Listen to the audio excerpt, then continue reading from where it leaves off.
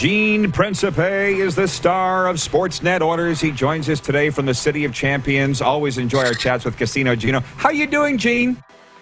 Well, I'm not doing as good as you. Now, hang on a sec.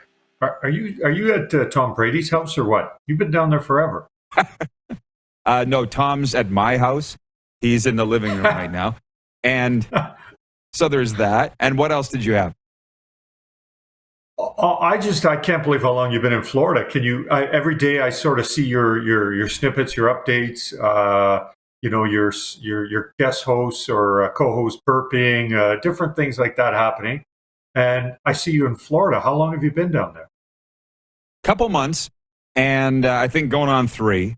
But right after Super Bowl, because we're going to be at Super Bowl next week live. Jared Stoll coming down to our set, and several others. Oh. Then I'll be in Calgary for long time at Grey Eagle Resort and Casino. So life is good. We're enjoying it. Now I got a question for you. If you saw it before the break, Gene, it was I saw a tweet. What's one television show you've seen every episode of?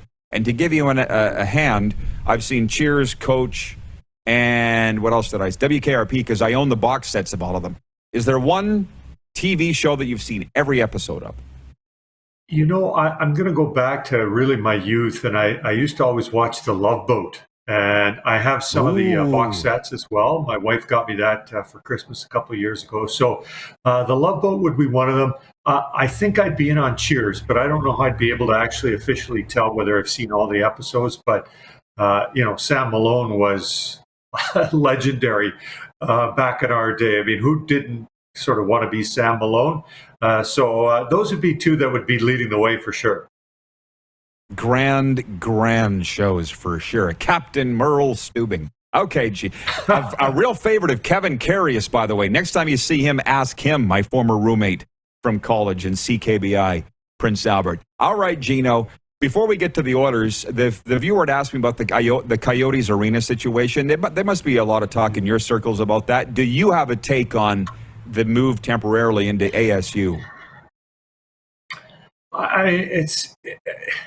I'm running out of things to say about Arizona and the Glendale situation. I mean, I have lots of time for those that have been with the organization, some since the Winnipeg Jets days, as we're 25 years and counting since the organization moved down south. I've got a lot of time for those that have fought the arena battles over and over again, getting kicked out. Oh, money might be moving, might not be moving. Possibly there. We're going to stay here. We're building downtown. We're building in Glendale. I think if it can work temporarily, but I mean that's a difficult situation. We've seen what has happened around the NHL during the pandemic and other sports regarding the cutting of fans. Now, if the building's full, then that gives you a sense that it's a real hockey environment. Many of us have been to either junior hockey or university hockey in Canada, where the building's full and the building is only 4,000 or 5,000. It feels great. The atmosphere is wonderful. So if that's a temporary fix, but it's got to be pretty temporary, because I don't think the owner and the organization want to go too long in an arena with 5,000 people as they try and make ends meet. So it's a wonderful area to be in.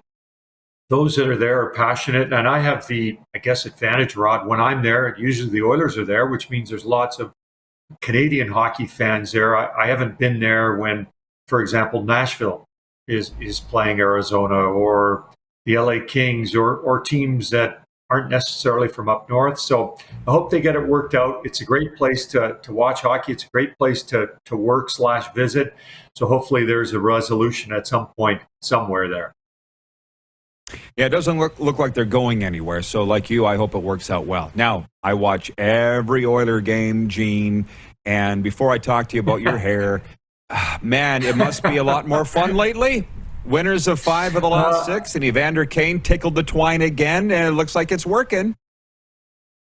Yeah, it's been an interesting stretch around here from good Saskatchewan boy Dave Tippett, being under the microscope for a little while there when the team struggled.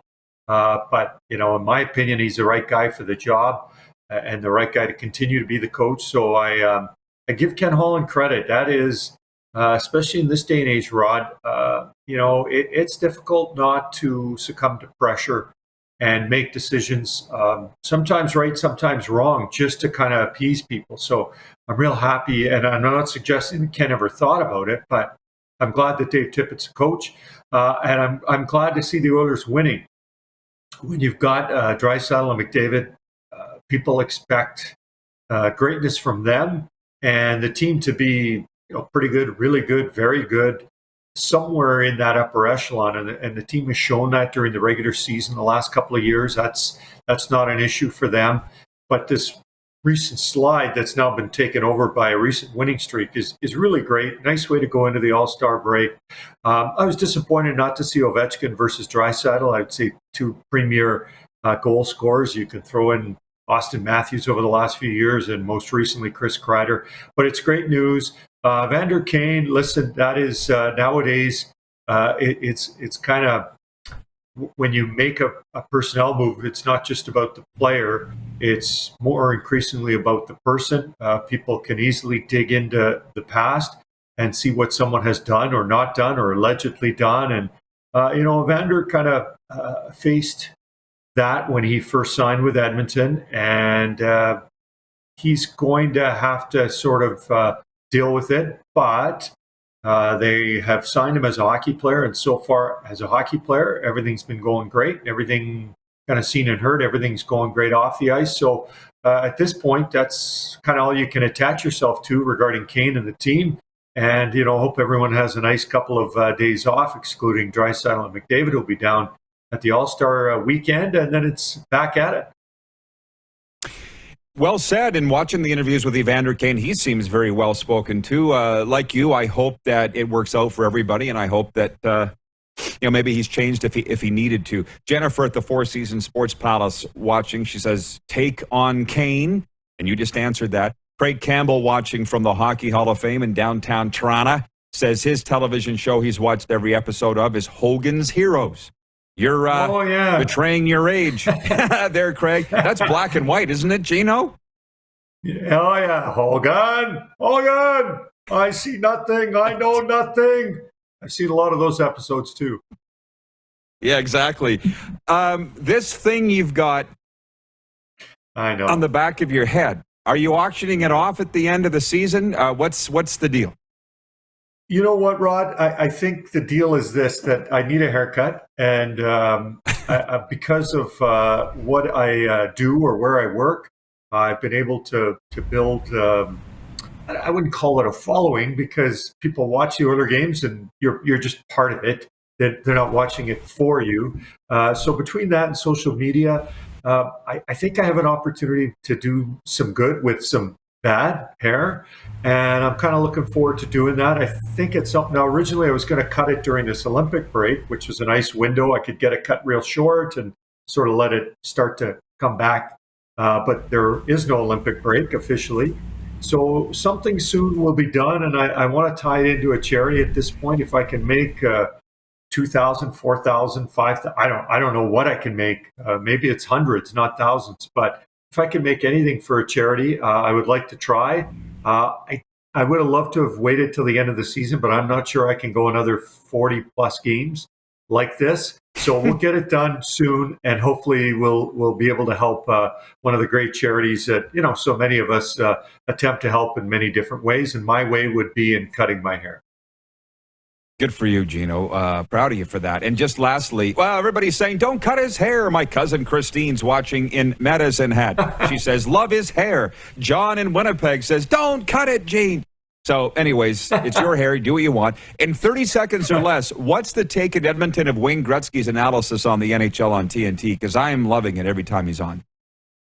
Yeah, I think it's great. Wayne is not really he talks, but he's not really, when you've been around him, he's not like he never stops talking kind of guy. He uses his words very well, and I think Wayne has been fantastic. Selfishly speaking, as an Edmontonian and watching the Oilers and seeing him with the franchise, some of the greatest moments, Rod, were on a bus with Wayne telling a story.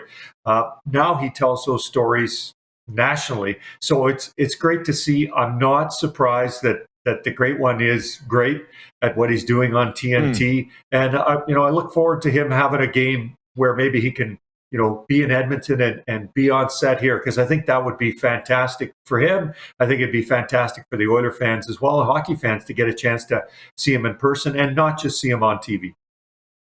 Yeah, it just seemed so right last night, seeing him on the panel with the Oilers logo behind him as the NHL on TNT did that Oilers-Caps game. Gino, thank you so much for this. Thanks for spending some time with us on the All-Star break. Enjoy it if you get a break.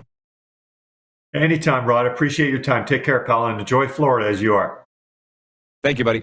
Gene Principe, Sportsnet Oilers, joining us from the City of Champions. Hey, everybody. Thanks for watching the RP Show on YouTube. And don't forget, we're live daily on YouTube from noon to 2 Eastern. If you like what you see, hit subscribe. And if you like the program, check around for other segments of the Rod Pedersen Show here on YouTube.